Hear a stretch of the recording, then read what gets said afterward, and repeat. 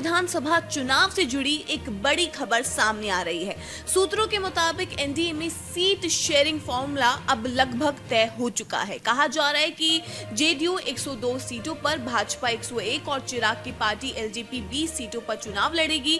हम और आरएलएम को 10-10 सीटें मिल सकती हैं। कहा जा रहा है कि इसमें 2 सीट घट या बढ़ भी सकती हैं। कुछ सीटों की अदला बदली भी हो सकती है। दरअसल हाल ही में मंत्री संतोष सुमन ने बयान दिया। उन्होंने कहा कि बस 10 दिनों में सीटों का बंटवारा हो जाएगा। वहीं चिराग पासवान के सम्मानजनक सीटों की डिमांड और गठबंधन में रहने के सवाल पर उन्होंने कहा कि सबको सम्मानजनक सीटें मिलेंगी, किसी के नाराज होने की बात नहीं होगी। वहीं पटना में होने वाली कांग्रेस की बैठक पर संतोष सुमन ने भी कहा कि कांग्रेस को समझ में आ गया है कि पिछलग्गू बनने से कुछ भी काम नहीं चलेगा।